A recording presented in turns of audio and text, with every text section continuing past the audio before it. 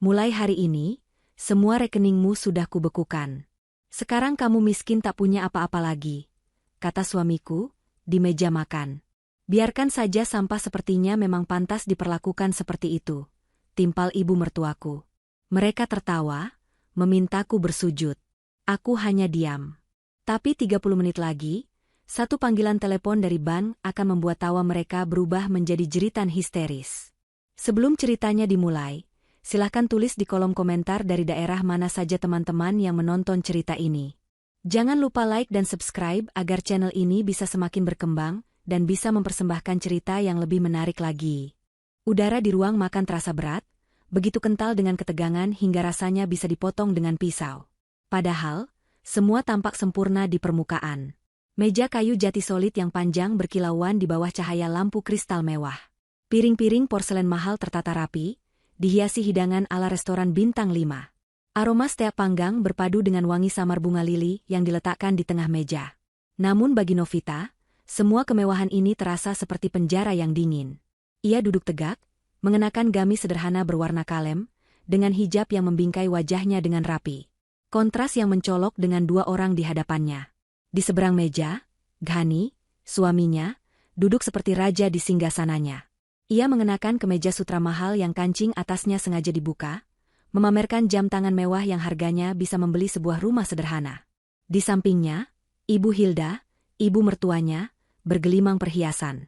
Gelang emas berderet di lengannya, dan kalung berlian besar berkilau di lehernya, seolah bersaing dengan lampu kristal di atas mereka. Keduanya tampak sangat puas malam ini. Mereka saling melempar senyum licik, senyum persekongkolan yang membuat perut Novita terasa mual. Novita tahu persis apa arti senyum itu. Ini adalah malam penghakiman untuknya. Novita menunduk, menatap piringnya yang masih nyaris penuh. Ia hanya mengaduk-aduk salad di piringnya tanpa berniat memakannya. Selera makannya sudah hilang sejak 3 hari lalu. Sejak ia melihat Ghani dan Ibu Hilda berbisik-bisik intens di ruang kerja, lalu tertawa keras saat melihat Novita melintas. Mereka mengira ia bodoh. Mereka mengira ia tidak tahu apa-apa. Selama 5 tahun pernikahan mereka, Novita telah memainkan perannya dengan sempurna. Istri yang patuh, sederhana, dan sedikit kampungan. Seseorang yang berasal dari keluarga biasa-biasa saja, yang beruntung dipersunting oleh Ghani, pengusaha muda yang sedang naik daun. Itulah narasi yang selalu didengungkan Ghani dan Ibu Hilda kepada semua orang. Kenyataannya, Novita menahan senyum pahit. Kesederhanaan adalah pilihan, bukan paksaan. Hijab yang ia kenakan adalah prinsip, bukan keterbelakangan. Dan, keluarga biasa, yang selalu mereka hina, adalah pemilik salah satu konglomerasi terbesar di negeri ini. Sebuah fakta yang sengaja ia kubur dalam-dalam, demi mencari ketulusan. Ia ingin dicintai apa adanya, bukan karena harta yang ia miliki. Ia ingat pesan almarhum ayahnya, harta adalah pelayan yang baik, tapi tuan yang buruk. Nak, jangan biarkan itu menguasaimu, atau menguasai orang yang kamu cintai. Ujilah hati seorang pria dengan kesederhanaanmu. Novita telah menguji Ghani. Dan malam ini, adalah malam pengumuman hasil ujian itu. Ghani telah gagal total. Makanannya tidak enak. Novita? Suara Ibu Hilda memecah keheningan. Nadanya sinis, seperti biasa. Atau kamu sudah tidak berselera lagi makan makanan mahal? Mungkin sebentar lagi kamu harus terbiasa makan nasi aking. Ghani terkekeh. Biarkan saja, Bu. Mungkin dia sedang bersedih. Wajar saja, ini malam terakhirnya makan di meja ini. Novita mengangkat wajahnya. Ia tidak menangis. Ia tidak menunjukkan ketakutan. Ia hanya menatap kedua orang itu dengan mata yang tenang. Ketenangan yang justru membuat Ghani merasa terhina. Dia ingin Novita memohon, menangis, atau setidaknya terlihat hancur. "Kenapa kamu diam saja?" bentak Ghani, akhirnya meletakkan sendok dan garpunya dengan kasar. Bunyinya nyaring di atas piring porselen, membuat suasana semakin tegang. "Ghani, jaga sikapmu," tegur Ibu Hilda, tapi matanya jelas-jelas menikmati pertunjukan itu. "Ah, persetan dengan sikap." Ghani menatap Novita dengan kebencian yang murni. "Aku sudah muak, Novita. Muak dengan wajah polosmu. Muak dengan kesederhanaan palsumu. Muak menjadi suami dari wanita yang tidak selevel denganku." Novita masih diam. Ia hanya menunggu. Ghani tersenyum sinis. "Baiklah. Karena kamu sepertinya tidak mengerti bahasa halus, mari kita bicara langsung ke intinya." Ia menyandarkan tubuhnya di kursi, melipat tangan di dada. Mulai hari ini, katanya dengan suara yang pelan namun mematikan, aku tidak akan lagi mentransfer uang untukmu, Novita. Hening. Semua rekeningmu sudah kubekukan pagi tadi. Lanjut Ghani, matanya berkilat penuh kemenangan. Rekening bank yang aku buatkan untukmu. Rekening yang aku isi setiap bulan dengan kemurahan hatiku. Semuanya sudah kosong. Nol. Habis. Ia mencondongkan tubuhnya ke depan, seolah ingin menikmati setiap detik kehancuran Novita. Sekarang kamu sudah miskin, Novita. Miskin. Tak punya apa-apa lagi. Kamu bukan siapa-siapa tanpa aku. Ibu Hilda tidak bisa menahan tawanya lagi. Ia tertawa terbahak-bahak, suara melengkingnya memenuhi ruangan. Bagus, Ghani. Bagus. Akhirnya kamu sadar juga. Ia menatap Novita dengan tatapan menghina. Dengar itu, perempuan tidak tahu diri, kamu sudah miskin. Hahaha.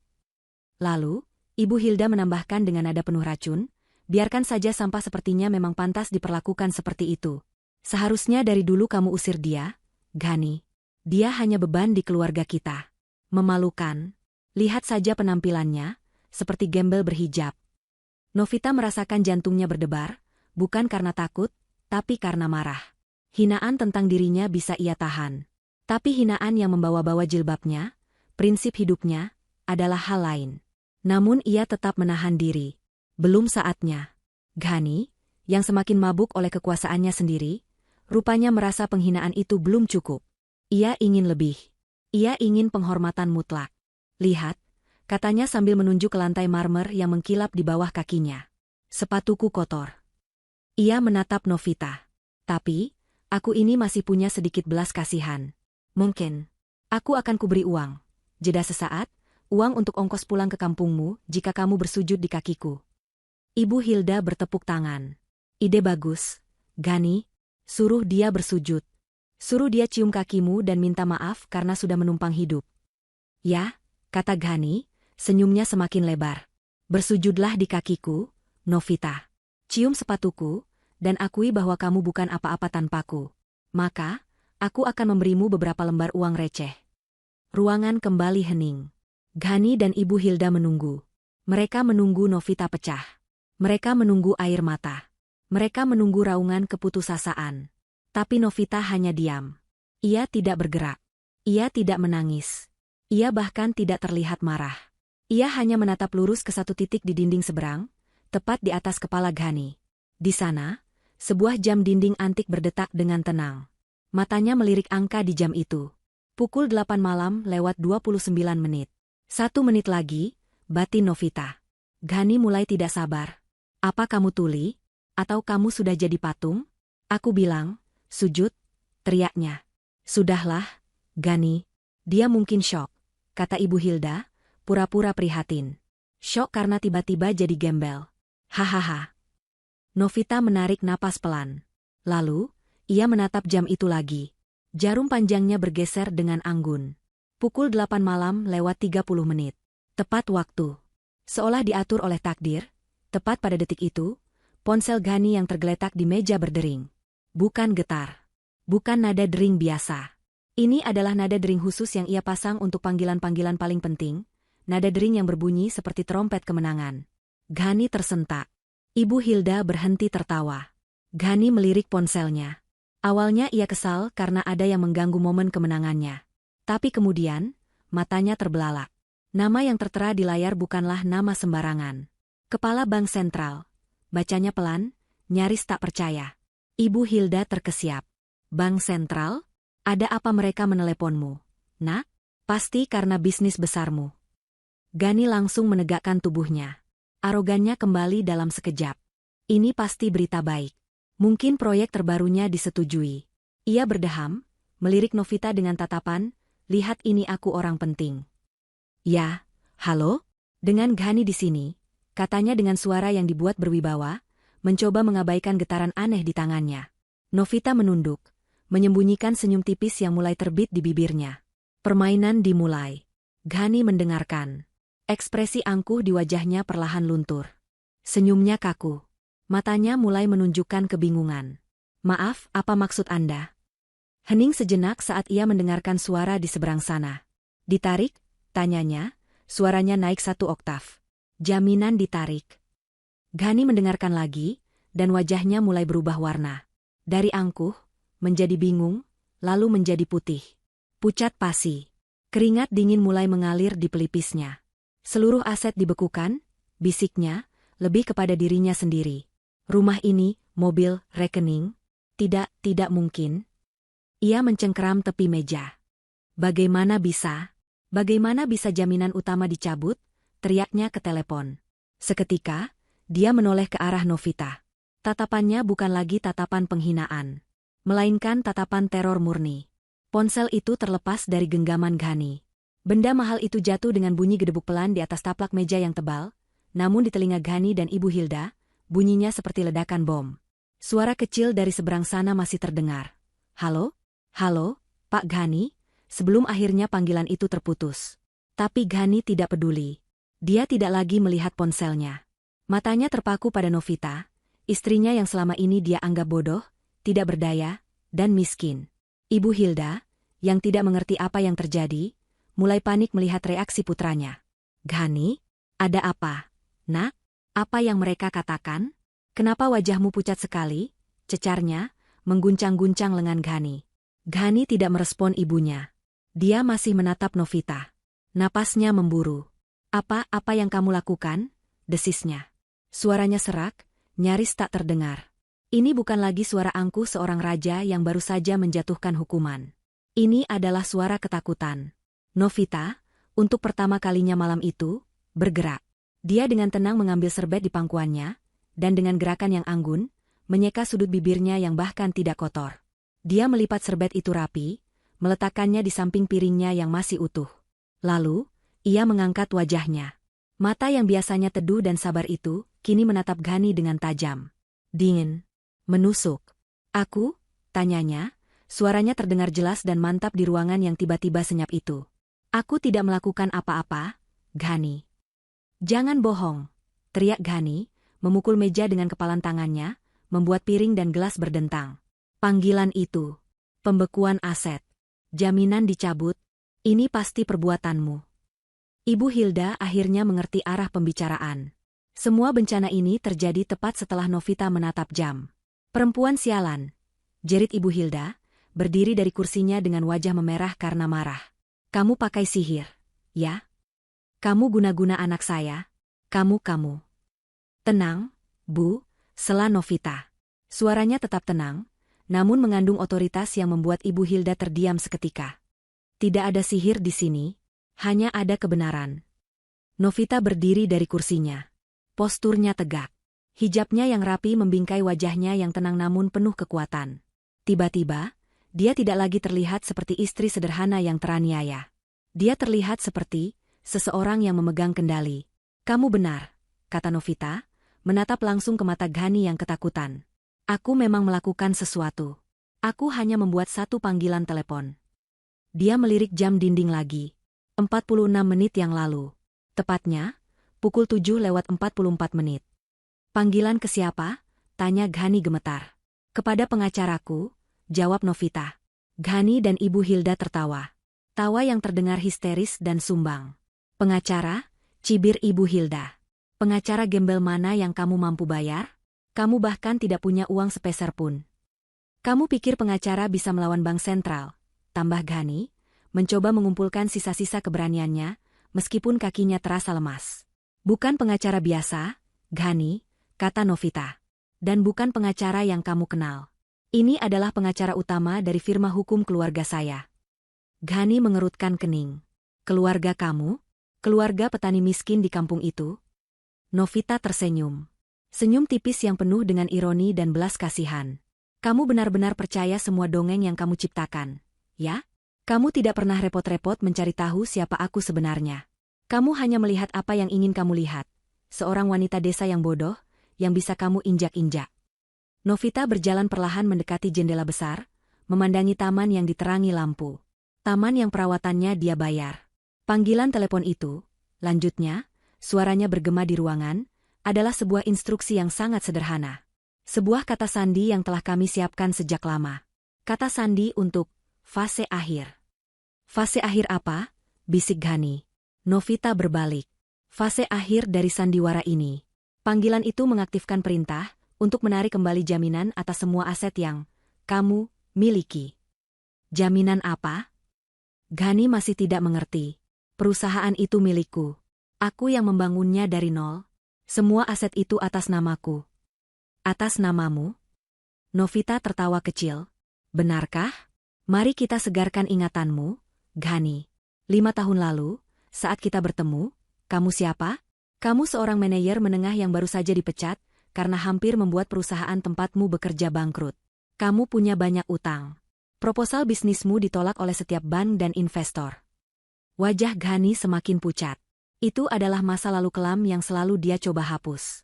Lalu, lanjut Novita, seperti keajaiban, tiba-tiba ada seorang investor misterius yang percaya pada proposalmu. Tiba-tiba, bank yang tadinya menolakmu, meneleponmu dan menawarkan pinjaman tanpa batas. Pinjaman dengan bunga 0%. Kamu pikir itu keberuntunganmu? Itu.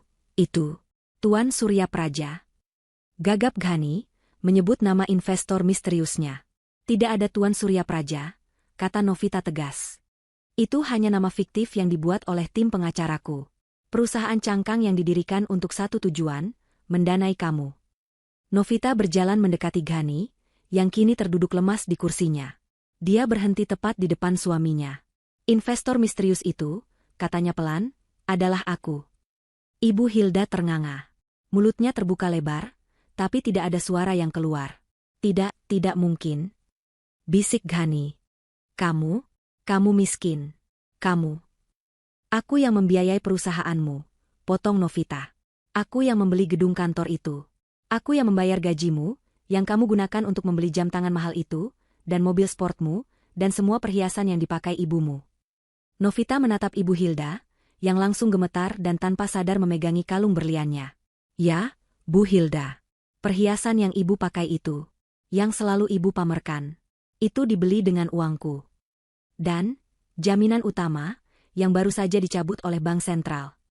Novita kembali menatap Ghani. Itu bukan jaminan dari perusahaanmu, Ghani. Karena perusahaanmu tidak punya apa-apa. Itu hanyalah cangkang kosong. Jaminan itu, Novita mengucapkan setiap kata dengan jelas, adalah dana perwalian atas nama Novita, nama lengkapku dari keluarga asalku. Dana perwalian yang bernilai ratusan triliun rupiah. Dana yang aku jaminkan agar kamu bisa bermain, Raja, selama 5 tahun ini. Dan hari ini, aku memutuskan untuk mengambil kembali mainanku. Ghani ambruk. Dia tidak lagi duduk di kursi, tapi melorot ke lantai. Dia bernapas terengah-engah. Tidak, ini mimpi buruk. Oh, ini belum selesai, kata Novita. Ponsel Ghani di meja, yang tadi terabaikan, tiba-tiba menyala. Lagi, dan lagi. Bukan panggilan, tapi rentetan notifikasi pesan singkat. Dengan tangan gemetar, Ghani meraih ponselnya. Matanya membelalak membaca pesan-pesan yang masuk bertubi-tubi. Ban A, kartu kredit Anda ditolak. Saldo tidak cukup. Ban B, penarikan cek ditolak. Rekening dibekukan. Ban C, pengajuan pinjaman darurat Anda ditolak. Ban pribadi, notifikasi gagal bayar utang. Tindakan penyitaan akan dilakukan. Rekeningku, rekening pribadiku, kenapa? Ghani menatap Novita dengan putus asa. Ah, soal itu, kata Novita ringan. Tadi kamu bilang kamu membekukan semua rekeningku, kan? Maksudmu, rekening nafkah yang kamu transfer setiap bulan itu? Novita tersenyum sinis. Kamu salah, Ghani. Kamu tidak membekukan rekeningku. Rekening utamaku ada di bank lain, di negara lain, yang bahkan kamu tidak tahu namanya. Rekening yang kamu bekukan itu, Novita mendekatkan wajahnya, sebenarnya adalah satu-satunya rekening atas namamu sendiri. Rekening gaji yang aku berikan padamu sebagai direktur. Rekening yang sama, tambah Novita, suaranya menjadi sedingin es, yang kamu gunakan untuk mentransfer uang ke wanita simpananmu di apartemen itu. Ghani membeku. Ibu Hilda terkesiap ngeri. Wanita simpanan? Ya, Bu, kata Novita, tanpa mengalihkan pandangan dari Ghani.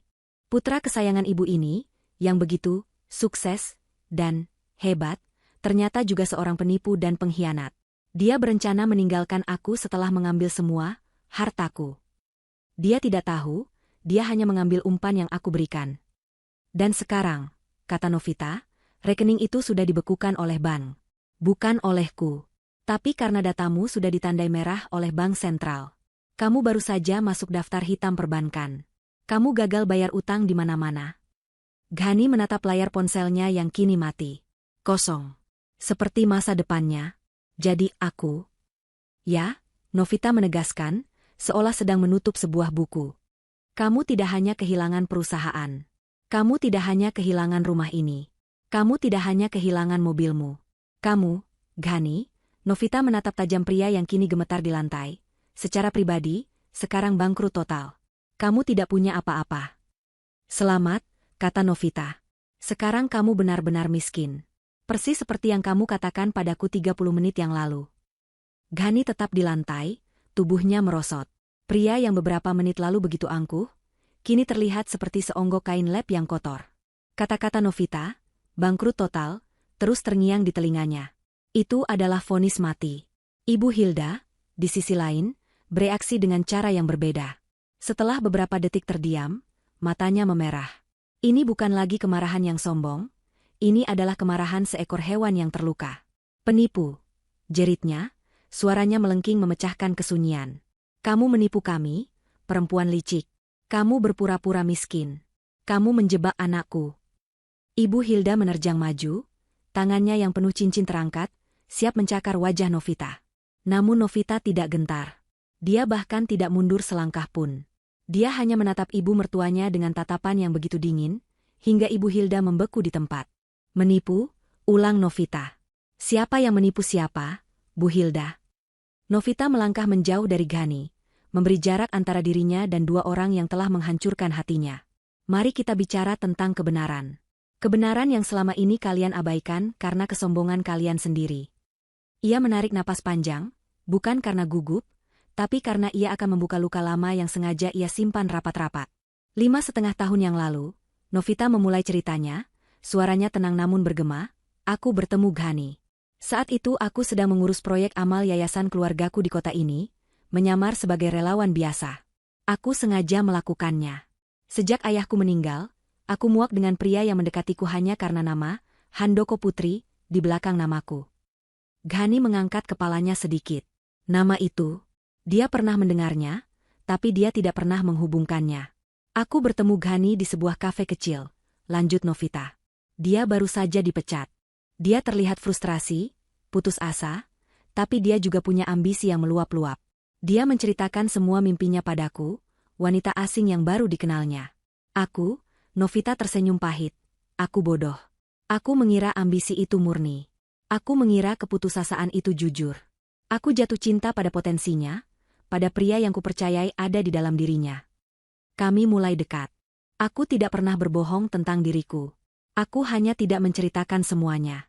Aku bilang aku dari keluarga sederhana, dan kalian langsung percaya. Kenapa? Karena itu yang ingin kalian percaya. Itu membuat kalian merasa superior.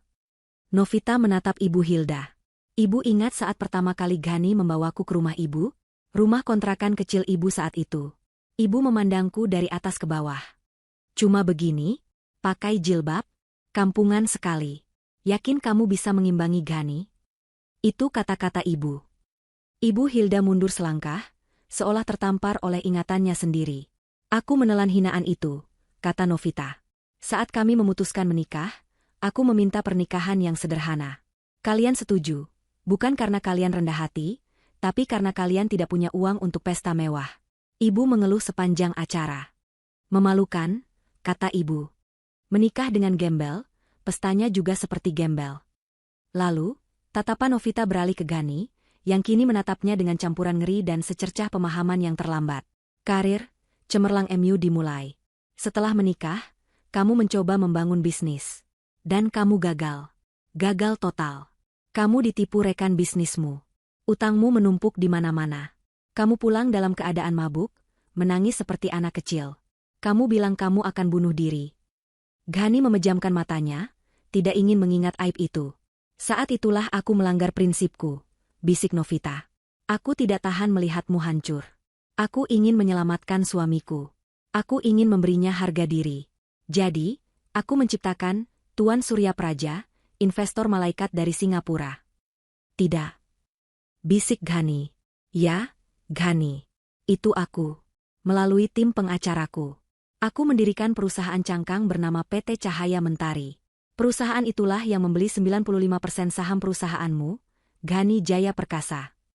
Nama yang konyol, tapi aku biarkan kamu memilihnya. Dana segar mengalir. Utangmu lunas dalam semalam. Bank-bank yang dulu menolakmu, tiba-tiba mengejarmu. Tentu saja mereka mengejarmu. Novita tersenyum sinis, karena aku menaruh dana jaminan triliunan rupiah di bank induk mereka. Mereka akan memberikan apapun yang Presiden Direktur Ghani minta. Kesuksesan datang begitu cepat. Lanjut Novita, suaranya datar. Dan itu mengubahmu. Pria ambisius yang kukenal menghilang. Gantinya adalah monster sombong yang duduk di depanku malam ini. Kamu mulai menghinaku. Kamu bilang aku pembawa sial. Kamu bilang aku tidak selevel denganmu, si pengusaha sukses. Dan ibu, Novita menoleh lagi ke Ibu Hilda, yang kini bersandar di dinding untuk menopang tubuhnya. Ibu adalah orang yang paling menikmati kesuksesan palsu itu. Ibu meminta rumah mewah ini. Aku membelikannya. Ibu meminta mobil Eropa. Aku membelikannya. Ibu meminta perhiasan, tas bermerek, liburan ke luar negeri. Aku memberikannya. Aku memberikannya lewat tangan Ghani, membiarkan dia terlihat seperti putra berbakti yang sukses. Semua teman arisan ibu memuji ibu. Betapa hebatnya punya putra seperti Ghani. Dan ibu akan tertawa, lalu melirikku yang sedang menyajikan minuman, dan berkata, "Ah, sayangnya dia menikah dengan perempuan tidak berguna ini. Cuma numpang hidup enak." Novita tertawa, tawa kering tanpa humor. Numpang hidup? Kalian berdua yang numpang hidup padaku. Kebenaran itu menggantung di udara. Berat dan mematikan. Rumah yang mereka pijak. Pakaian yang mereka kenakan. Makanan yang baru saja mereka cicipi. Semua berasal dari wanita yang mereka sebut sampah. Coba periksa, kata Novita pada Ghani. Sertifikat rumah ini. Atas nama siapa? Bukan Ghani. Atas namaku. Novita Handoko Putri. BPKB semua mobil mewah di garasi itu. Atas nama siapa? Perusahaan. Dan siapa pemilik perusahaan itu? Aku. Ghani terdiam. Dia tahu Novita benar. Dia tidak pernah repot-repot mengurus administrasi. Dia hanya tahu cara memakai. Dia hanya tahu cara pamer. Dia hanya dipinjamkan nama untuk menjalankan semuanya. Dia adalah manajer boneka. Seorang manajer boneka yang digaji dari uang istrinya sendiri, untuk kemudian menghina istri itu. Kamu bilang aku miskin? Novita melangkah maju, berdiri menjulang di atas Ghani yang masih terpuruk. Wajahnya yang tertutup hijab memancarkan aura kekuatan yang tak terbantahkan. Kamu salah, Ghani. Kamu yang tidak pernah punya apa-apa, desisnya. Kamu yang tidak punya apa-apa sejak awal. Kamu dan ibumu. Kalian hanya parasit yang menempel padaku, hidup dari kebaikanku yang buta. Novita menatap kedua orang itu, satu di lantai, satu bersandar di dinding, keduanya hancur. Dan malam ini, katanya dengan suara mantap yang menutup semua perdebatan, kebaikan hatiku sudah habis. Hening yang tercipta setelah pernyataan Novita lebih menusuk daripada jeritan manapun. Itu adalah heningnya kematian sebuah era. Era ilusi kesuksesan Ghani dan Ibu Hilda. Ghani, yang otaknya berputar panik, mencoba mencari satu celah, satu kebohongan dalam cerita Novita. Pasti ada yang salah. Ini tidak mungkin nyata. Bohong, seru Ghani, suaranya serak. Dia bangkit dengan susah payah, tenaganya terkuras, tapi didorong oleh keputusasaan. Bohong. Aku masih punya akses. Aku direktur. Aku bisa membatalkannya. Dia berlari terhuyung-huyung menuju ruang kerjanya, yang hanya beberapa langkah dari ruang makan. Novita dan Ibu Hilda mengikutinya. Ibu Hilda mengikuti seperti zombie, sementara Novita mengikuti dengan langkah tenang seorang pemenang. Ghani membanting pintu ruang kerja, melompat ke kursi kulit mahalnya, kursi yang dibeli Novita, dan menyalakan laptop canggihnya. Tangannya gemetar hebat saat mengetikkan kata sandi. Memes. Lalu layar berubah merah. Akses ditol. Kata sandi salah atau akun telah dinonaktifkan. Tidak. Ghani mengetiknya lagi. Lebih lambat. Memastikan setiap huruf benar. Akses ditol. Kenapa? Gumamnya panik. Dia mencoba membuka portal bank perusahaan. Anda tidak lagi memiliki otorisasi untuk mengakses akun ini. Apa yang kamu lakukan? Ghani berbalik, menatap Novita yang berdiri tenang di ambang pintu. Percuma, Ghani, kata Novita datar. Saat panggilanku ke pengacara tadi diterima, itu bukan hanya untuk menarik jaminan. Novita menjelaskan dengan metodis, seolah sedang memberikan laporan bisnis. Panggilan itu juga mengaktifkan rapat umum pemegang saham luar biasa. RUPS itu terjadi secara virtual 1 jam yang lalu, saat kamu sedang menikmati Setia MU. Pemegang saham 95%, yaitu PT Cahaya Mentari, milikku, telah mengambil keputusan, lanjut Novita. Agenda pertama, pemecatan dengan tidak hormat Direktur Utama, Ghani, atas tuduhan berat penggelapan dana perusahaan dan tindakan wan prestasi yang merugikan perusahaan. Penggelapan dana? Mata Ghani terbelalak. Aku tidak pernah. Oh, ya. Novita mengangkat alisnya. Uang yang kamu transfer ke wanita simpananmu, Rika, di apartemen mewah itu, kamu pikir itu uang pribadimu? Kamu mengambilnya dari rekening operasional perusahaan, Ghani. Kamu menyebutnya biaya representasi. Aku punya semua catatannya. Setiap transfer. Setiap tanggal. Setiap bukti. Ghani membeku. Dia pikir dia pintar. Ternyata dia hanya menggali kuburnya sendiri. Jadi, kata Novita, saat RUPS selesai 30 menit yang lalu, kamu secara resmi bukan siapa-siapa lagi. Semua aksesmu ke perusahaan, ke rekening bank, ke fasilitas, semuanya dicabut pada detik itu juga. Itulah mengapa panggilan dari Bank Sentral datang. Itu adalah konfirmasi akhir. Ghani merosot di kursinya. Habis sudah. Semuanya. Dia tidak punya perusahaan. Dia tidak punya rumah. Dan dia punya catatan kriminal baru, penggelapan. Tapi tiba-tiba, secercah harapan gila muncul di matanya. Rekening. Serunya, suaranya parau. Rekening yang kubekukan. Rekeningmu. Tidak. Itu rekeningku. Aku masih punya uang di sana. Dia ingat rencananya dengan Rika. Dia telah mengumpulkan uang di rekening itu selama berbulan-bulan. Uang yang dia sisihkan dari jatah Novita. Uang yang dia bekukan pagi ini, berencana untuk mencairkannya kembali ke rekening barunya setelah Novita diusir. Itu adalah dana pelariannya. Hahaha. Ghani tertawa. Tawa orang gila. Kamu lupa, Novita, aku masih punya uang. Uang yang kubekukan itu. Aku bisa membukanya. Itu uangku. Aku. Tawanya terhenti oleh tawa Novita. Bukan tawa sinis. Bukan tawa pahit. Tapi tawa geli yang tulus. Novita benar-benar tertawa.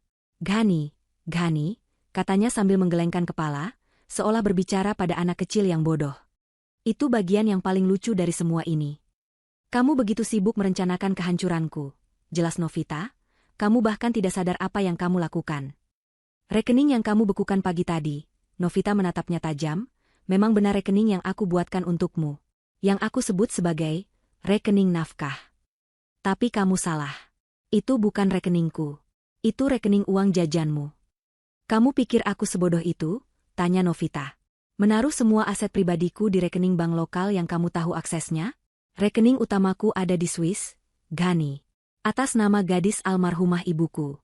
Kamu tidak akan pernah bisa menyentuhnya. Pagi tadi, Novita melanjutkan, kamu dengan bangganya menelepon bank. Kamu menggunakan kuasa suami palsu yang kamu buat, memerintahkan mereka untuk membekukan rekening atas nama Novita. Bank, yang sudah mendapat instruksi dariku sejak minggu lalu, hanya mengikuti perintahmu.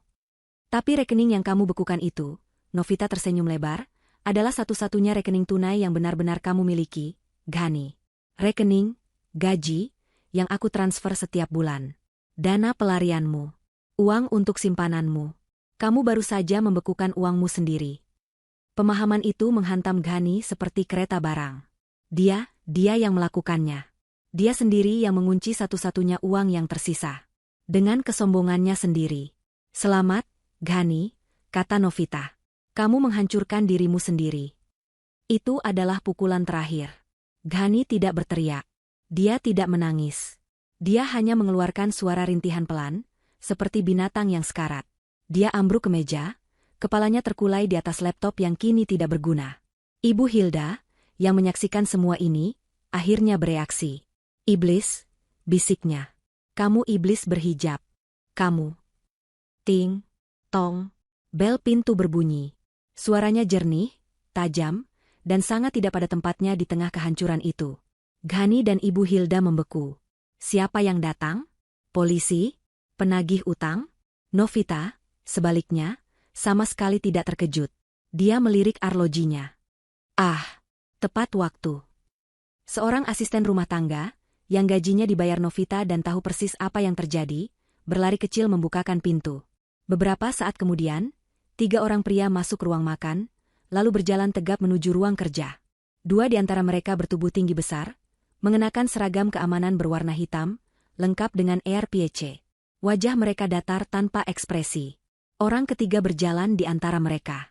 Dia mengenakan setelan jas termahal yang pernah Ghani lihat, jauh lebih mahal dari jas miliknya. Dia membawa koper kulit hitam yang ramping. Wajahnya dingin dan profesional. Dia adalah pengacara Novita. "Selamat malam," kata pengacara itu. Suaranya tenang, namun memenuhi ruangan. Dia mengabaikan Ghani yang terkulai di meja, dan Ibu Hilda yang gemetar ketakutan. Dia hanya menatap lurus ke depan. "Tuan Ghani?" "Nyonya Hilda," tanyanya, memastikan identitas mereka. Ibu Hilda hanya bisa mengangguk lemah. Pengacara itu mengangguk sekali. "Saya di sini mewakili klien kami, Nyonya Novita Handoko Putri." Dia sengaja menekankan nama lengkap itu, nama yang kini terdengar seperti lonceng kiamat bagi Ghani. Sesuai dengan dokumen hukum yang sah, lanjutnya, dan pencabutan jaminan aset yang telah dieksekusi, properti ini beserta seluruh isinya kini secara resmi telah kembali ke tangan pemilik tunggal, yaitu klien kami. Dia melirik Ghani, lalu ke Ibu Hilda. "Sesuai instruksi klien kami, Anda berdua," katanya dengan jelas, "diminta untuk meninggalkan properti ini." Ibu Hilda tersentak. "Meninggalkan? Sekarang?" Pengacara itu melirik jam tangan platinumnya. "Sekarang. Anda berdua diberi waktu 1 jam untuk mengemasi barang-barang pribadi Anda. Hanya pakaian. Tidak ada yang lain. Jam Anda," katanya, menekan tombol di arlojinya, "dimulai sekarang." 1 jam. Kata-kata pengacara itu menggantung di udara, dingin dan tak terbantahkan. Ghani tetap terkulai di kursinya, jiwanya seakan telah tercerabut dari raga. Dia hancur. Tapi Ibu Hilda, dia berbeda. Dalam sepersekian detik, ketakutan di matanya berubah menjadi amarah histeris. Ini bukan hanya tentang rumah. Ini tentang status. Ini tentang arisan. Ini tentang wajahnya di hadapan teman-temannya. "Tidak," jeritnya. "Kamu tidak bisa melakukan ini. Ini rumah anakku. Ini rumahku. Aku tidak akan pergi." Pengacara itu bahkan tidak menoleh padanya. Dia hanya memberi isyarat kecil dengan dagunya. Salah satu petugas keamanan berwajah datar itu melangkah maju. "Nyonya, mohon kerjasamanya," katanya dengan suara berat tanpa emosi. Melihat pria besar itu mendekat, seluruh kesombongan Ibu Hilda runtuh. Amarahnya menguap, digantikan oleh kepanikan murni. Dia tahu dia tidak bisa melawan. Ghani sudah tamat. Bank sudah memblokir mereka. Pria berseragam ini nyata. Kehilangan ini nyata. Tiba-tiba, dia menyadari satu-satunya orang di ruangan itu yang bisa menghentikan ini semua. Satu-satunya orang yang ternyata memegang semua kartu. Matanya beralih ke Novita, yang berdiri diam mengamati pemandangan itu. Wajah Ibu Hilda, yang beberapa menit lalu penuh dengan cemoohan, kini berubah drastis. Itu adalah topeng permohonan yang menyedihkan. "Novita." Suaranya bergetar. "Nak?"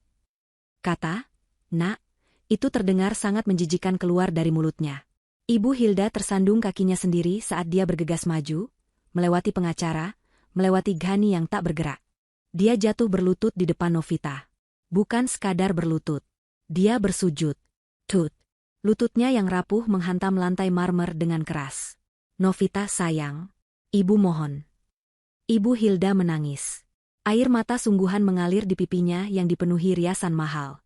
Dia meraih ujung gamis Novita dengan kedua tangannya yang gemetar. Tangan yang penuh dengan cincin berlian yang dibeli dengan uang Novita. "Ibu salah, Nak. Ibu salah." Isaknya. "Ibu hilaf. Tadi itu ibu cuma bercanda." "Iya, bercanda. Kamu tahu kan, ibu sayang sama kamu seperti anak sendiri." Novita hanya menatapnya. Wajahnya tetap tenang, seolah sedang menonton pertunjukan drama yang buruk. "Ini semua salah Ghani." Ibu Hilda melanjutkan, kini menyalahkan putranya sendiri dalam keputusasaannya. Dia yang meracuni pikiran ibu. Dia yang bilang kamu tidak berguna. Ibu hanya ikut-ikutan. Tolong, nak, maafkan ibu. Dia menundukkan kepalanya dalam-dalam, mencoba mencium kaki Novita, persis seperti skenario yang Ghani inginkan untuk Novita lakukan padanya. Sebuah ironi yang sempurna. Tolong, Novita. Jangan usir kami, bisiknya ke lantai. Kami mau tinggal di mana? Kami tidak punya apa-apa lagi. Ibu janji, ibu akan baik sama kamu. Ibu akan melayani kamu. Apapun, nak. Tapi tolong jangan ambil rumah ini. Ruangan itu hening. Hanya terdengar isak tangis Ibu Hilda dan napas Ghani yang berat dan putus asa. Pengacara dan petugas keamanan menunggu instruksi dari Novita. Mereka telah melihat banyak drama, tapi ini adalah salah satu yang paling memuaskan. Novita akhirnya angkat bicara. Suaranya pelan, tapi memotong tangisan Ibu Hilda seperti pisau bedah. Bangun, Bu Hilda. Ibu Hilda mengangkat wajahnya, matanya penuh harapan. Apakah Novita luluh? Sujud Anda tidak ada harganya bagi saya. Lanjut Novita, suaranya sedingin es. Harapan di mata Ibu Hilda sirna. Novita? Bercanda? Tanya Novita. Ibu pikir, menghina saya, menyebut saya, sampah, di depan suami saya sendiri, itu sebuah candaan. Ibu tidak bermaksud. Oh, ibu sangat bermaksud, potong Novita. Dia merogoh saku gamisnya dan mengeluarkan ponselnya. Dia sudah menduga momen ini akan tiba. Dia telah bersiap. Tangannya menekan layar. Sebuah suara memenuhi ruangan itu. Suara yang jernih, melengking, dan penuh kebencian. Itu adalah suara Ibu Hilda sendiri. Biarkan saja sampah sepertinya memang pantas diperlakukan seperti itu. Seharusnya dari dulu kamu usir dia, Ghani. Dia hanya beban di keluarga kita. Memalukan. Lihat saja penampilannya, seperti gembel berhijab. Rekaman itu berakhir. Ibu Hilda membeku. Wajahnya berubah pucat pasi. Dia tidak tahu Novita merekamnya. Ghani, yang tadinya terkulai, kini menatap Novita dengan ngeri. Wanita ini telah merencanakan segalanya. Novita memasukkan kembali ponselnya. Sampah, katanya, mengulangi kata-kata Ibu Hilda. Memang tidak pantas tinggal di rumah mewah, kan, Bu? Novita tidak lagi menatap Ibu Hilda. Dia berbalik ke arah pengacara dan petugas keamanan. Waktu 1 jam terlalu lama. Mereka punya waktu 30 menit. Lalu dia memberi perintah terakhir, yang menjadi paku terakhir di peti mati Ibu Hilda. Tolong pastikan, kata Novita dengan suara yang jelas, semua barang bermerek di kamar beliau, tas, sepatu, pakaian, dan terutama, Novita menatap tangan Ibu Hilda yang masih mencengkram gamisnya. Semua perhiasan yang ada di brankasnya dan yang sedang dipakainya, ditinggal. Tidak. Ibu Hilda menjerit, bukan lagi tangisan memohon, tapi jeritan kesakitan murni. Itu milikku. Itu semua milikku. Ghani membelikannya untukku. Pengacara itu melangkah maju dengan tenang. Maaf, Nyonya Hilda. Kami sudah melacak semua pembelian itu. Dia membuka kopernya dan mengeluarkan selembar dokumen. Semua barang mewah tersebut dibeli menggunakan kartu kredit korporat atas nama PT Ghani Jaya Perkasa, dengan kode anggaran, fasilitas direksi. Karena perusahaan itu kini telah disita, lanjut pengacara itu, dan Tuan Ghani terbukti melakukan penggelapan dana, maka semua barang yang dibeli dengan fasilitas perusahaan adalah aset perusahaan yang sah. Aset itu akan dilelang untuk membantu menutupi kerugian. Dia menatap Ibu Hilda. Itu bukan milik pribadi Anda. Anda hanya dipinjami. Ini adalah pukulan yang lebih telak daripada kehilangan rumah. Rumah adalah tempat tinggal. Tapi barang-barang itu, tas Hermes, sepatu Louboutin, berlian itu adalah hidupnya. Itu adalah status sosialnya. Itu adalah harga dirinya. Jangan. Bisik Ibu Hilda, matanya terbelalak ngeri. Jangan ambil tasku, jangan ambil berlianku, kumohon jangan. Salah satu petugas keamanan mendekat. Nyonya, mohon lepaskan perhiasan Anda. Ibu Hilda menatap tangannya. Cincin. Gelang. Dia menatap lehernya. Kalung. Dia teringat wajah teman-teman arisannya yang memujinya. Dia teringat bagaimana dia memandang rendah mereka yang memakai perhiasan palsu. Sekarang, dia bahkan tidak akan punya yang palsu. Petugas itu mengulurkan tangan. Sekarang, Nyonya. Tidak. Pria itu tidak menunggu lagi. Dia meraih pergelangan tangan Ibu Hilda. Bukan dengan kasar, tapi dengan cengkeraman kuat yang tak bisa dilawan. Ibu Hilda menjerit saat petugas itu mulai membuka paksa gelang emasnya satu persatu. Kehilangan rumah, kehilangan uang, kehilangan status, kehilangan harga diri. Semuanya dalam satu malam. Itu terlalu berat. Semuanya hilang. Bisik Ibu Hilda. Matanya berputar ke belakang. Tubuhnya menjadi lemas. Dia jatuh pingsan di lantai marmer, tepat di kaki Novita. Novita menatap tubuh yang pingsan itu tanpa ekspresi. Pengacara itu mendesah, kesal karena ada penundaan. Bawa dia keluar, kata Novita dingin. Pingsan atau tidak, waktu mereka hampir habis. Perintah Novita adalah mutlak. Bawa dia keluar. Petugas keamanan itu tidak ragu sedikitpun. Dia tidak mencoba membangunkan Ibu Hilda. Dia dan rekannya hanya membungkuk, mengangkat tubuh Ibu Hilda yang lemas, entah benar-benar pingsan atau hanya pura-pura, seperti mereka mengangkat karung beras. Satu di bahu, satu di kaki. Mereka mulai berjalan keluar. Petugas ketiga beralih ke Ghani. Pria itu masih terduduk di kursinya. Matanya kosong, menatap laptopnya yang mati. Tuan Ghani, waktunya pergi. Ghani tidak merespon. Dia seperti patung lilin. Petugas itu tidak punya waktu untuk basa-basi. Dia mencengkeram lengan atas Ghani dengan kasar, menariknya berdiri. Kaki Ghani yang lemas nyaris tidak bisa menopangnya. Dia diseret, bukan berjalan. Kemeja sutranya yang mahal kini kusut dan ternoda oleh keringat dinginnya. Dimulailah perjalanan memalukan itu. Mereka diseret keluar dari ruang kerja, melewati ruang makan mewah tempat sisa-sisa steak mahal mereka masih tergeletak di piring. Mereka melewati ruang tamu utama, di bawah lampu kristal raksasa. Setiap langkah adalah pengingat akan apa yang telah mereka hilangkan. Novita, pengacaranya, dan asisten rumah tangga mengikuti di belakang, mengawal mereka seperti tahanan. Saat mereka sampai di pintu depan yang megah, dua petugas keamanan tadi sudah kembali setelah meletakkan Ibu Hilda di teras depan. Di dekat pintu, tergeletak dua buah koper. Bukan koper Louis Vuitton atau Rimowa yang biasa mereka pakai. Ini adalah dua koper tua berbahan kain yang sudah usang, warnanya pudar, dan salah satu rodanya patah. Ghani menatap koper itu dengan bingung. Itu barang-barang Anda, kata pengacara itu. Tim kami mengambilnya dari gudang. Ini koper yang Anda bawa saat pertama kali pindah ke sini 5 tahun lalu. Novita telah merencanakan segalanya.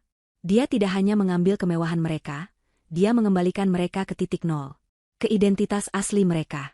Tim kami sudah memasukkan beberapa setel pakaian lama Anda ke dalamnya. Sesuai instruksi klien saya, lanjut pengacara itu, Anda hanya boleh membawa apa yang Anda bawa saat datang dulu. Pintu depan yang terbuat dari kayu jati solid itu terbuka lebar. Udara malam yang dingin langsung menerpa mereka. Ibu Hilda sudah sadar. Dia duduk di lantai teras yang dingin, menangis tanpa suara, tubuhnya gemetar hebat. Dia tidak lagi memakai perhiasan apapun. Lehernya, telinganya, pergelangan tangannya, semuanya telanjang. Dia terlihat tua dan kalah. Petugas keamanan itu tidak memberi mereka waktu untuk bernapas. Ghani didorong keluar, tersandung, dan jatuh berlutut di samping ibunya. Bruk, bruk. Dua koper usang itu dilempar keluar, mendarat di dekat kaki mereka dengan bunyi yang menyedihkan. Ghani, rintih Ibu Hilda. Ghani, klang. Pintu kayu jati yang berat itu ditutup. Suaranya final. Klah. Rangkaian kunci otomatis berbunyi, mengunci mereka di luar. Selamanya. Ghani dan Ibu Hilda kini berada di teras rumah mereka, mantan rumah mereka, hanya mengenakan pakaian mahal yang menempel di badan dan dua koper butut. Lampu taman yang indah masih menyala, menerangi kehancuran mereka. Gerbang besi tempa yang tinggi di ujung jalan masuk mulai menutup secara otomatis, mengurung mereka di luar seperti penyusup. Dan tepat pada saat itu, seolah alam semesta ingin menambahkan penghinaan pada luka mereka, langit yang tadinya hanya mendung, kini pecah. Hujan turun. Bukan gerimis, tapi hujan deras yang dingin menusuk tulang. Dalam hitungan detik, pakaian sutra Ghani dan gaun mahal Ibu Hilda basah kuyup, menempel di kulit mereka. Ibu Hilda menjerit. Riasan wajahnya yang luntur kini bercampur dengan air hujan dan air mata. Hujan, Ghani. Hujan, kita mau kemana? Ghani, yang tadinya seperti mayat hidup, akhirnya tersentak. Rasa dingin dan keputusasaan memacunya. Telepon, serunya, suaranya parau. Aku harus menelepon seseorang. Dengan tangan gemetar, dia merogoh sakunya. Syukurlah, ponselnya masih ada. Novita tidak mengambilnya. Mungkin karena Novita tahu, ponsel itu kini tidak ada gunanya. Layar ponsel itu basah oleh hujan. Ghani menyekanya dengan lengan bajunya yang basah. Dia membuka daftar kontaknya. Ratusan nama. Teman. Kolega bisnis. Pejabat. Pesta. Golf. Bram, dia bergumam. Bram adalah mitra bisnisnya. Dia pasti akan membantunya. Ghani menelepon. 1 dering. 2 dering. 3 dering. Panggilan itu langsung dialihkan ke kotak suara. Sialan. Dia mencoba lagi. Rudy, teman golfnya, yang selalu memujinya. Dering. Dering. Lalu panggilan ditolak. Rudy mematikannya. Angkat, Rudy. Angkat, brengsek, teriak Ghani pada ponselnya. Dia mencoba lagi. Pak Darmawan. Salah satu kolega pentingnya. Nomor yang Anda tuju sedang tidak aktif atau berada di luar jangkauan. Satu persatu, nama-nama di kontaknya gagal dihubungi. Ditolak. Dialihkan. Tidak aktif. Ghani tidak mengerti. Bagaimana bisa? Dia tidak tahu bahwa tim Novita telah bekerja sejak panggilan telepon pertama. Sebuah siaran pers internal telah dikirim ke semua mitra bisnis. Sebuah pemberitahuan resmi telah dikirim ke semua bank. Sebuah memo telah bocor ke lingkaran sosialita. Ghani dipecat. Penggelapan dana. Bangkrut total. Aset disita. Dalam dunia mereka, berita menyebar lebih cepat daripada api. Dan tidak ada yang lebih cepat menjauh dari api selain teman-teman mereka. Ghani sudah menjadi racun. Siapapun yang membantunya akan ikut terseret. Kenapa? Kenapa tidak ada yang mengangkat? Ghani berteriak frustrasi ke langit, hujan membasahi wajahnya. Dia melempar ponselnya ke dinding, tapi kemudian segera memungutnya kembali dengan panik. Itu satu-satunya harapannya. Ibu Hilda hanya bisa meratap. Kita mau kemana, Ghani? Dingin. Ibu dingin. Ibu tidak mau di sini. Ghani terduduk di aspal yang basah di samping ibunya. Hujan. Dingin. Ditolak. Hina. Tidak ada tempat tujuan. Tidak ada uang. Tidak ada siapa-apa. Ini adalah dasar jurang. Tiba-tiba, ponsel di tangannya berdering. Hati Ghani melonjak. Ada yang menelepon balik. Bram? Rudy? Seseorang. Dia tidak peduli siapa. Dia melihat layar. Nomor tidak dikenal. Dengan napas tertahan, dia menjawab panggilan itu. Dia menempelkan ponsel ke telinganya yang basah. Halo? Halo? Tolong. Saya Ghani. Saya? Suara di seberang sana memotongnya. Itu bukan suara Bram atau Rudy. Itu suara wanita. Suara yang marah dan melengking. Begitu keras hingga Ibu Hilda pun berhenti menangis dan mendengarnya. Ghani? Kamu di mana, brengsek? Ghani membeku. Dia kenal suara itu. Kenapa uang yang kamu janjikan belum masuk? Wanita itu menjerit. Aku sudah menunggu di bandara dari tadi. Kamu bilang kita akan kabur malam ini. Kamu menipuku, ya? Ghani. Itu Rika. Wanita simpanannya. Wanita yang menjadi alasan utama dia melakukan semua ini. Ibu Hilda menatap Ghani dengan mata terbelalak ngeri di tengah hujan. Rika? Siapa itu Rika, Ghani? Ghani tidak bisa menjawab. Dia baru saja menyadari. Dia tidak hanya kehilangan hartanya. Dia kehilangan segalanya. Ghani? Kamu di mana, brengsek? Suara wanita di seberang telepon itu begitu melengking, begitu penuh amarah, hingga menembus derasnya air hujan. Ghani membeku, ponsel menempel di telinganya yang basah. Di sampingnya, Ibu Hilda, yang sedang gemetar kedinginan, mendongak. Wajahnya yang pucat kini dipenuhi kebingungan. Rika? Bisik Ibu Hilda. Siapa itu Rika? Ghani? Jawab ibu. Ghani mengabaikan ibunya. Seluruh dunianya kini terfokus pada suara di ponsel itu. Rika. Satu-satunya rencana pelariannya. Satu-satunya orang yang dia pikir ada di pihaknya. Rika. Rika, dengar?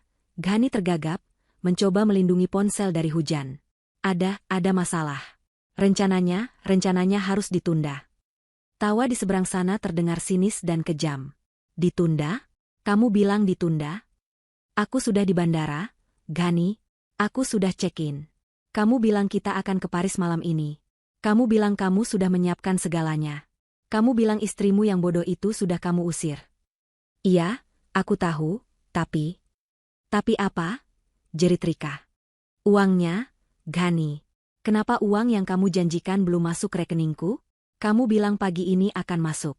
Kamu bohong, ya? Ini adalah mimpi buruk di dalam mimpi buruk. Ditelanjangi di depan ibunya sendiri oleh wanita simpanannya. Tidak, aku tidak bohong, kata Ghani putus asa. Rekeningnya ada masalah teknis. Aku bekukan. Tapi aku bisa buka lagi. Masalah teknis?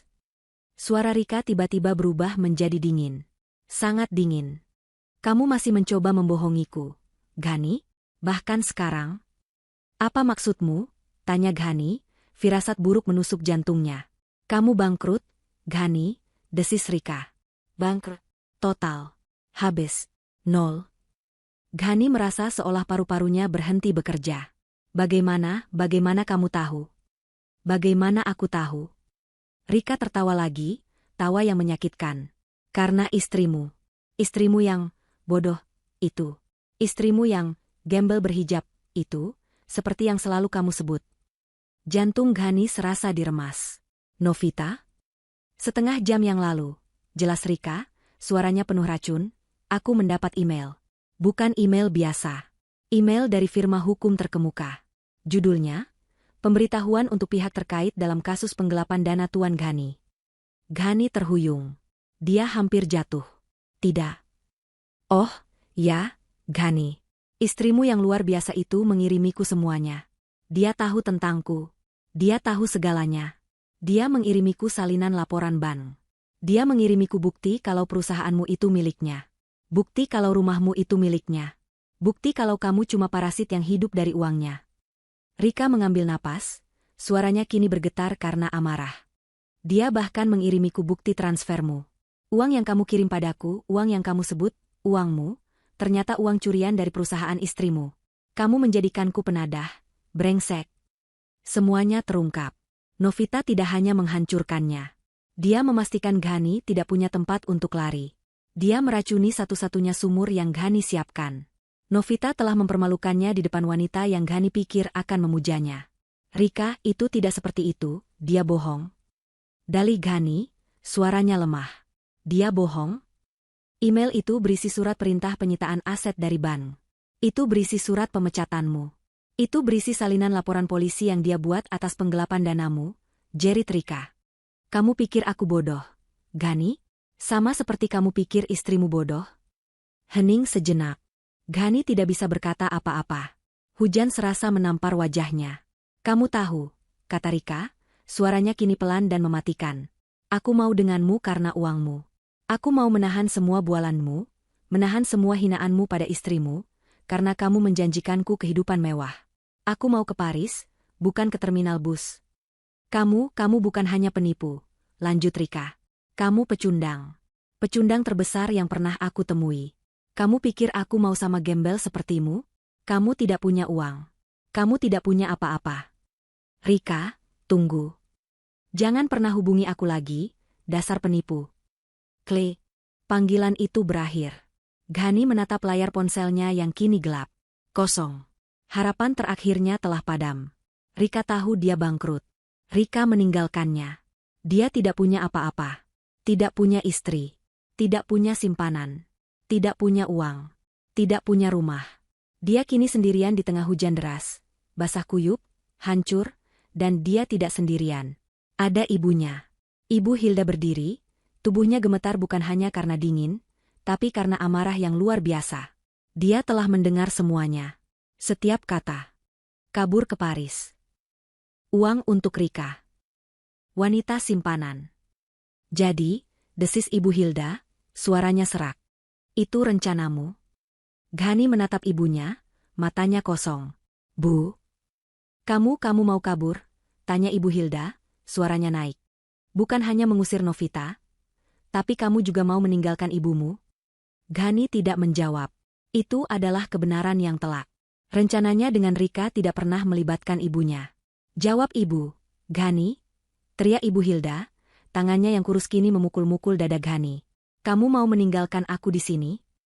Setelah aku membelamu? Setelah aku ikut menghina Novita demi kamu? Kamu mau membuang ibumu sendiri? Demi pelacur itu? Hentikan, Bu. Ghani mendorong ibunya, lebih karena kaget daripada marah. Ibu Hilda terpeleset di aspal yang basah dan jatuh terduduk. Tapi dia segera bangkit lagi, seperti singa betina yang terluka. Kurang ajar. Anak tidak tahu diuntung. Kamu korbankan ibumu sendiri. Ini semua salah ibu. Ghani akhirnya meledak. Semua frustrasinya, semua rasa malunya, semua kebenciannya, kini punya sasaran. Ibu yang selalu bilang Novita tidak berguna. Ibu yang selalu bilang aku pantas dapat yang lebih baik. Ibu yang selalu mendorongku untuk pamer. Ibu yang membuatku jadi seperti ini. Beraninya kamu menyalahkan ibu? Jerit Ibu Hilda. Kamu yang serakah. Kamu yang tidak pernah puas. Kamu yang berselingkuh. Ibu tidak pernah mengajarimu jadi pengkhianat. Ibu yang mengajariku jadi sombong, balas Ghani. Mereka bertengkar. Di sana, di pinggir jalan, di luar gerbang rumah mewah yang bukan lagi milik mereka. Di bawah hujan deras yang mengguyur tanpa ampun. Dua manusia yang beberapa jam lalu merasa seperti raja dan ratu, kini bertengkar seperti anjing jalanan memperebutkan tulang. Mereka saling berteriak, saling menyalahkan, saling mendorong. Ini salahmu. Tidak, ini salahmu. Gara-gara keserakahan ibu. Gara-gara kebodohanmu. Mereka adalah pemandangan yang menyedihkan. Dua koper usang tergeletak di samping mereka, basah kuyup. Mereka tidak lagi peduli pada hujan. Mereka tidak peduli pada dingin. Mereka hanya peduli pada siapa yang harus disalahkan atas kehancuran total ini. Aliansi mereka telah hancur. Mereka tidak hanya kehilangan harta. Mereka telah kehilangan satu sama lain. Sebuah mobil patroli polisi melintas pelan. Lampu birunya berputar, menyapu pemandangan menyedihkan itu.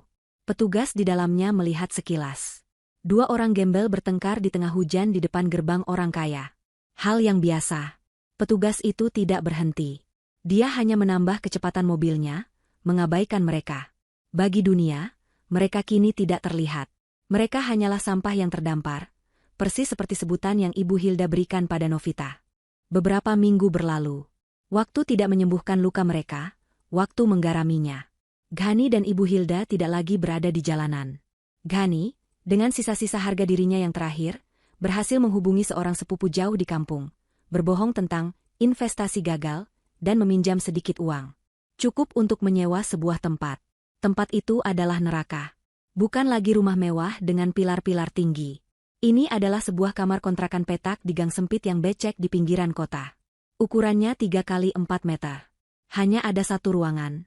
Tempat itu adalah kamar tidur, ruang tamu, dan dapur sekaligus. Dindingnya terbuat dari triplek tipis, penuh noda jamur, dan catnya mengelupas di mana-mana. Hanya ada satu jendela kecil di dekat langit-langit yang nyaris tidak memberi cahaya, membuat ruangan itu selalu terasa pengap dan berbau apa.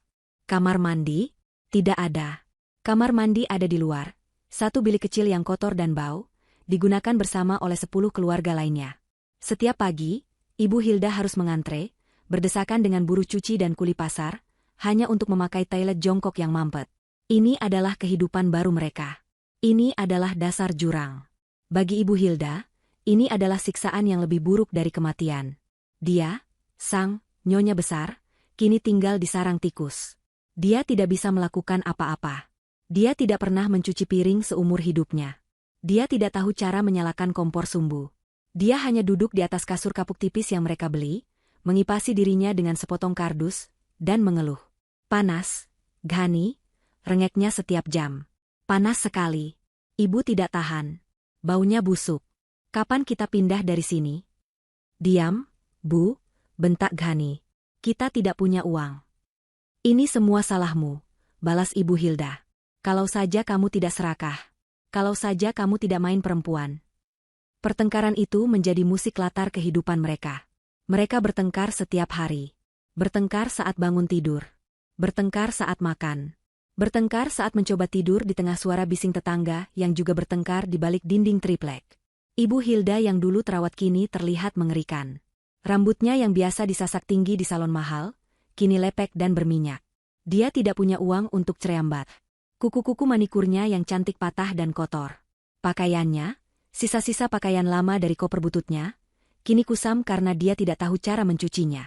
Dia mencoba mencuci dengan tangan suatu hari, seperti yang diinstruksikan Ghani, Tapi dia menggunakan terlalu banyak sabun colek hingga tangannya melepuh dan pakaiannya luntur.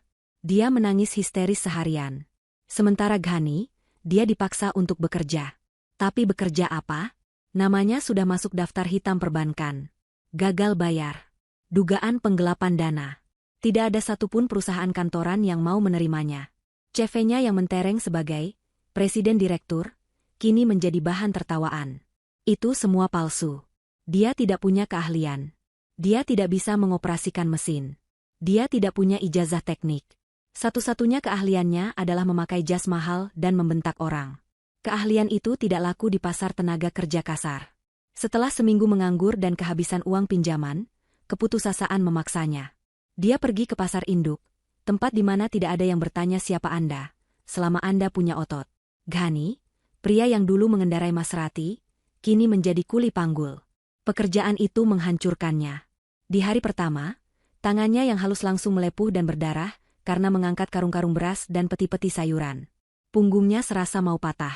Dia, yang biasa duduk di kursi kulit empuk di ruangan ber-AC, kini harus berpanas-panasan, bermandi keringat yang berbau asam, di bawah tatapan sinis mandor pasar. "Woi, banci," teriak sang mandor. "Angkat yang benar. Jangan kayak perawan. Cepat, lambat kau." Ghani hanya bisa menunduk dan menahan hinaan itu. Dia perlu uang. Upahnya harian. Uang receh yang hanya cukup untuk membeli beras, beberapa bungkus mie instan, dan membayar sewa kontrakan harian. Setiap malam, dia pulang ke kontrakan petak itu. Tubuhnya bau keringat dan bau pasar. Dia melempar beberapa lembar uang lecek ke atas meja. Ibu Hilda akan mengambilnya dengan jijik. "Cuma segini," keluh Ibu Hilda. "Ini tidak cukup bahkan untuk beli bedak." "Kalau tidak cukup, ibu kerja sendiri," teriak Ghani, ambruk ke kasur. "Kerja apa? Ibu sudah tua. Kamu anak durhaka." Dan pertengkaran itu akan dimulai lagi. Mereka terjebak dalam lingkaran setan kemiskinan dan kebencian. Suatu sore, Ghani sedang beristirahat setelah bekerja 12 jam non-stop. Dia duduk di warung kopi kumuh di sudut pasar. Dia terlalu lelah untuk pulang dan mendengar omelan ibunya. Dia memesan segelas kopi pahit dan sebungkus mie instan kuah. Dia menyeruput kuah mie itu dengan rakus. Dia sangat lapar. Di sudut warung, sebuah televisi tabung 14 inci yang gambarnya berbintik menyala, menayangkan saluran berita bisnis. Ghani biasanya tidak peduli. Tapi tiba-tiba, sebuah wajah muncul di layar. Wajah yang sangat dia kenal. Jantungnya berhenti berdetak. Mie instan yang ada di mulutnya terasa hambar. Itu Novita. Tapi ini bukan Novita yang dia kenal. Ini bukan istri pendiam berwajah teduh yang menyajikan teh untuknya. Wanita di TV itu mengenakan hijab sutra berwarna biru tua yang elegan, dipadukan dengan blazer yang dijahit sempurna. Dia duduk di meja konferensi yang besar. Tanda nama di depannya bertuliskan, Novita Handoko Putri, CEO, Handoko Group. Dia terlihat bercahaya, kuat, tenang, berwibawa. Seorang reporter bertanya padanya, "Nyonya Novita, ini langkah yang luar biasa. Hanya dalam beberapa minggu setelah Anda mengambil alih perusahaan dan melakukan restrukturisasi, saham perusahaan naik 30%. Apa rahasianya?" Novita tersenyum tipis. Senyum yang sama yang dia berikan pada Ghani malam itu. "Bukan rahasia," kata Novita, suaranya jernih dan percaya diri. "Kami hanya membersihkan parasit yang selama ini menggerogoti perusahaan. Kami memotong manajemen lama yang tidak kompeten dan korup, dan menggantinya dengan profesional yang jujur." Manajemen lama yang korup. Itu dirinya. Perusahaan ini, lanjut Novita, sekarang kembali ke akarnya. Fokus pada integritas dan kinerja. Bukan pada kemewahan palsu dan pamer. Ghani menatap layar, ternganga. Sendok minyak jatuh dari tangannya, menimbulkan bunyi klang di mangkuk seng. Dia melihat istrinya, mantan istrinya, dipuji oleh para analis bisnis. Dia melihat kekuatannya. Dia melihat kesuksesannya yang nyata. Lalu, dia melihat bayangannya sendiri di layar televisi yang gelap saat adegan berganti. Dia melihat seorang pria kotor. Kausnya robek dan basah oleh keringat. Wajahnya kusam, ditumbuhi janggut tipis yang tidak terurus. Matanya merah karena lelah. Bau pasar menempel di tubuhnya. Dia adalah sampah. Dia adalah gembel. Dia adalah parasit. Semua hinaan yang pernah dia dan ibunya lontarkan pada Novita, kini berbalik dan menampar wajahnya dengan kenyataan yang brutal. "Woi, Suara pemilik warung membuyarkannya. Mangkuknya pecah itu. Gara-gara kau melamun. Ghani menunduk. Dia tanpa sadar telah meremas mangkuk mie-nya begitu keras, hingga mangkuk itu retak dan kuah mie tumpah ke meja kayu yang kotor. Bayar ganti ruginya, bentak pemilik warung. Ghani tidak menjawab. Dia hanya menundukkan kepalanya, menyembunyikan air mata amarah dan penghinaan yang akhirnya mengalir di pipinya. Pemandangan di televisi itu, Novita yang kuat, berwibawa, dan sukses, telah membakar dirinya ke dalam otak Ghani. Itu adalah siksaan baru yang jauh lebih buruk daripada mengangkat karung beras. Setiap kali dia memejamkan mata, dia melihat senyum tenang Novita. Setiap kali dia merasakan punggungnya sakit, dia teringat kata-kata Novita.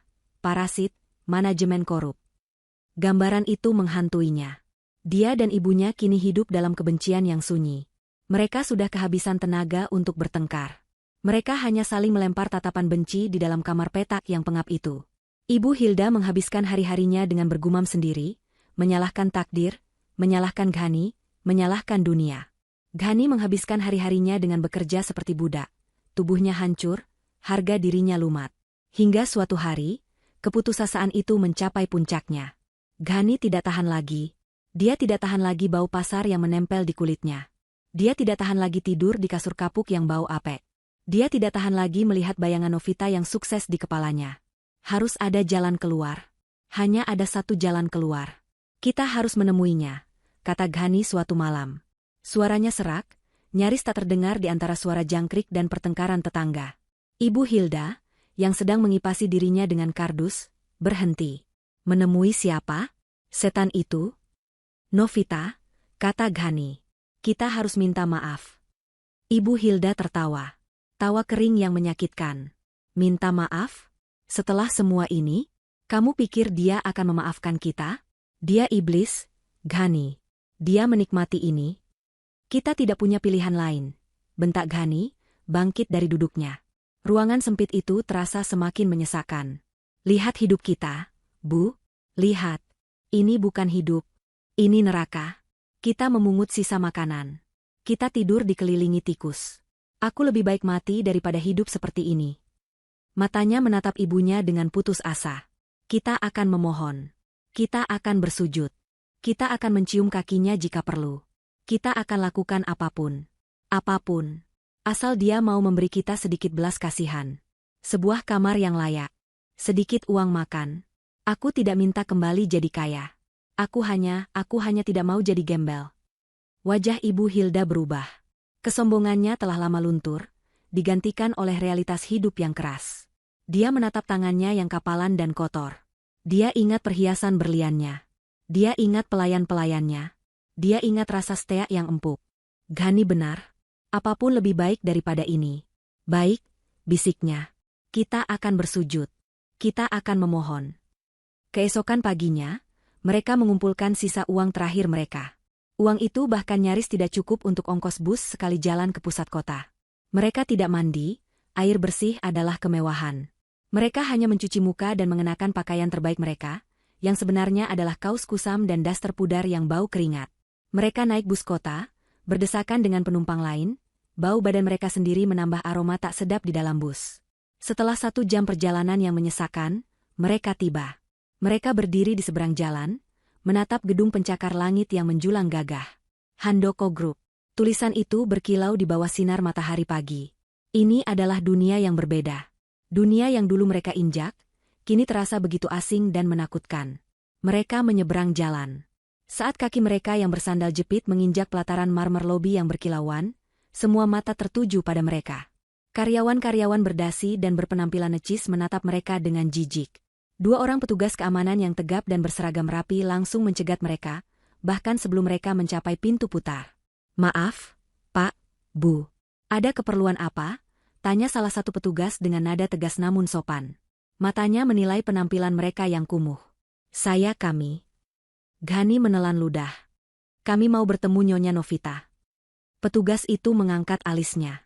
Nyonya Novita Handoko? Apa sudah ada janji? Tidak. Tapi bilang saja ini Ghani.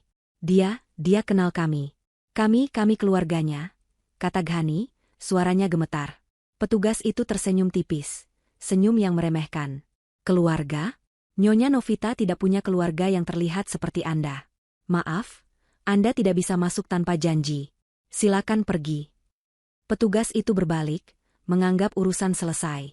Tidak, teriak Ghani, didorong oleh keputusasaan. Dia mencoba menerobos maju. Petugas itu bergerak cepat. Dia mendorong Ghani ke belakang. Saya bilang pergi. Novita. Ibu Hilda tiba-tiba menjerit sekuat tenaga, suaranya yang melengking memantul di lobi yang besar itu. Novita. Ini ibu, nak, tolong kami, Novita. Lobi menjadi hening. Semua aktivitas terhenti. Semua orang menonton. Ghani, yang malu sekaligus panik, kembali mencoba menerobos. Novita. Aku harus bertemu dengannya. Petugas keamanan kedua kini ikut bertindak. Mereka mencengkeram lengan Ghani dan Ibu Hilda. Anda membuat keributan. Cepat keluar, atau kami panggil polisi. Lepaskan aku. Aku bilang lepaskan. Ghani meronta-ronta. Dia tidak peduli lagi. Ini kesempatan terakhirnya. Novita. Novita. Tolong, nak. Tolong ibu. Raung Ibu Hilda, air matanya bercucuran di wajahnya yang kotor. Keributan itu terdengar sampai ke ruang kontrol keamanan. Dan dari sana, diteruskan ke headset ajudan pribadi Novita. Novita saat itu sedang memimpin rapat dewan direksi di lantai 50. Ajudannya masuk dengan tenang, membisikkan sesuatu di telinganya sambil menunjukkan rekaman CCTV lobi di tablet. Novita melihat pemandangan itu. Ghani yang meronta, Ibu Hilda yang meraung di lantai lobi. Wajahnya tidak berubah. Tetap tenang. Para direktur lain menatapnya, bertanya-tanya. Novita menatap layar tablet itu sejenak. Lalu dia berkata pelan kepada ajudannya, bawa mereka ke ruang pertemuan kecil di lantai 45. Beri mereka minum. Suruh mereka tunggu. Ajudan itu mengangguk. Novita kembali menatap dewan direksi. Maafkan interupsi ini, bapak-bapak. Mari kita lanjutkan pembahasan mengenai ekspansi ke Vietnam.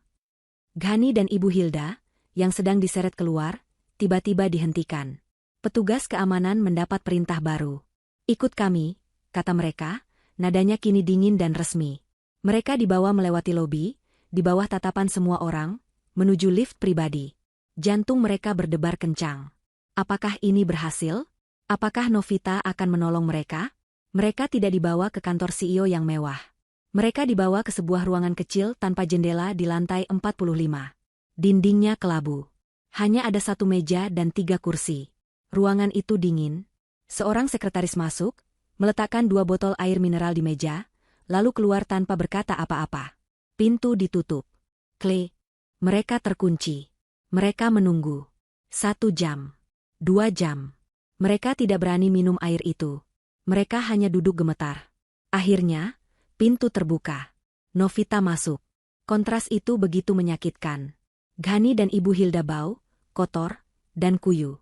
Novita masuk dengan aroma parfum lembut yang harganya lebih mahal dari sewa kontrakan mereka setahun. Dia mengenakan blus sutra berwarna krem dan hijab yang serasi, memancarkan aura ketenangan dan kekuasaan mutlak. Dia tidak sendirian. Pengacaranya yang dulu mengusir mereka, berdiri di belakangnya seperti bayangan. Ghani dan Ibu Hilda sontak berdiri. Novita tidak duduk.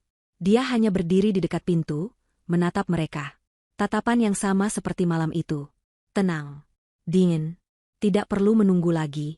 Ghani tidak ragu sedetik pun. Dia maju ke depan, dan melakukan apa yang telah dia janjikan. Dia menjatuhkan dirinya ke lantai. Dia bersujud. Dahi kotornya menghantam lantai marmer yang dingin, tepat di depan sepatu Novita yang berdesain simpel namun elegan. Novita. Isaknya, suaranya teredam lantai. Maafkan aku mohon maafkan aku. Dia menangis. Tangisan yang nyata. Tangisan keputusasaan, penyesalan, dan rasa kasihan pada diri sendiri. Aku hilaf. Aku buta karena kesombongan. Aku sudah dapat hukumanku, Novita. Aku tidak tahan lagi. Dia mengangkat wajahnya yang basah oleh air mata dan kotoran. Aku akan lakukan apa saja. Apa saja. Biarkan aku kembali. Aku tidak minta jadi suamimu lagi. Jadikan aku supirmu. Jadikan aku pesuruhmu. Tukang kebunmu. Apa saja. Asal aku bisa makan. Asal aku bisa tinggal di tempat yang layak. Aku mohon, Novita, aku mohon. Ibu Hilda, melihat putranya bersujud, langsung menyusul. Dia berlutut, mencoba memegang kaki Novita. Kami salah, nak. Kami sudah dapat karmanya. Lihat kami sudah seperti binatang. Ibu mohon, Novita kasihanilah kami, Isa Ibu Hilda. Beri kami kesempatan kedua. Beri kami tempat tinggal kecil saja. Di paviliun belakang. Kami tidak akan mengganggumu. Kami hanya ingin hidup, tolong. Kami tidak mau kembali ke neraka itu. Ruangan itu kembali hening. Hanya tangisan pilu Ghani dan Ibu Hilda yang terdengar. Novita menatap dua sosok menyedihkan yang tergeletak di kakinya. Dia membiarkan keheningan itu berlangsung lama.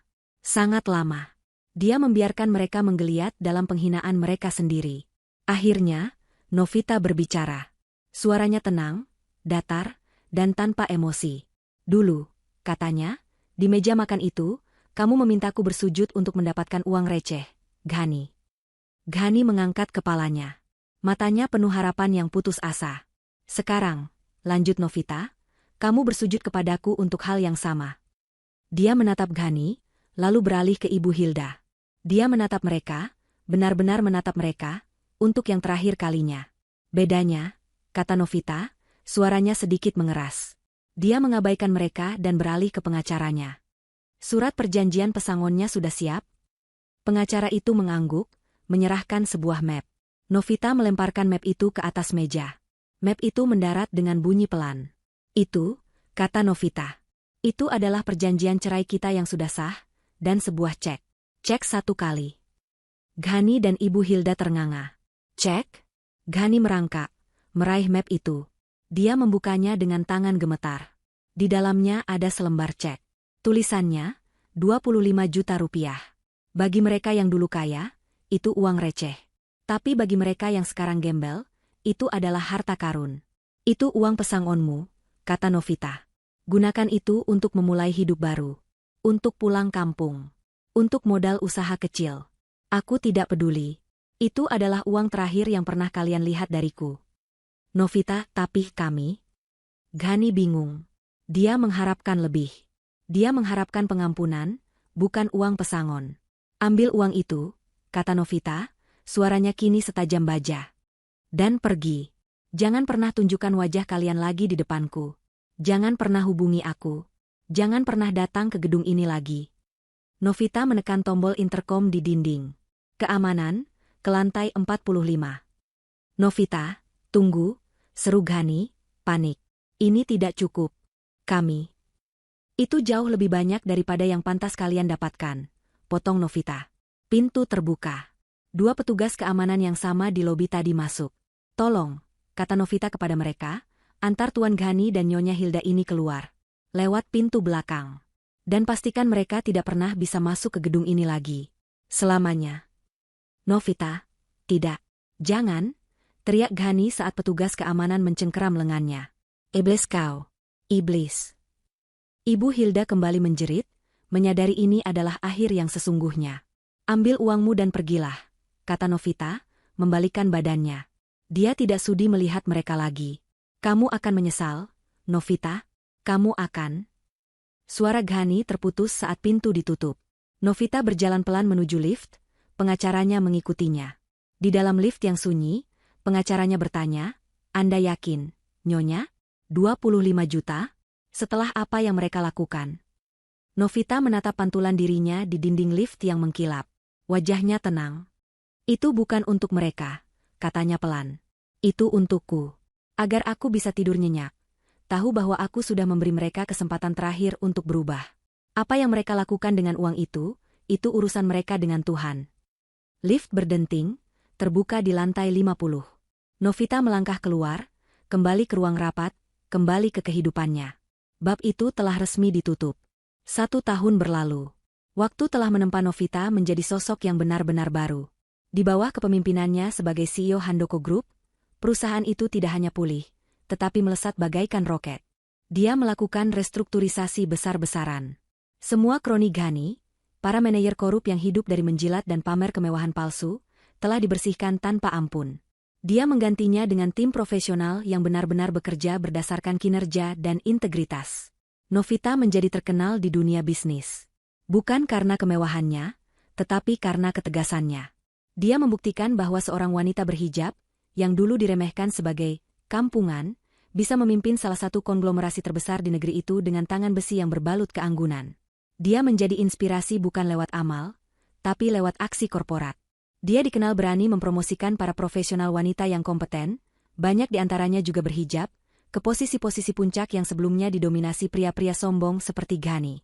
Dia membuktikan bahwa kesederhanaan dan etika adalah kekuatan, bukan kelemahan. Hari itu adalah hari yang cerah.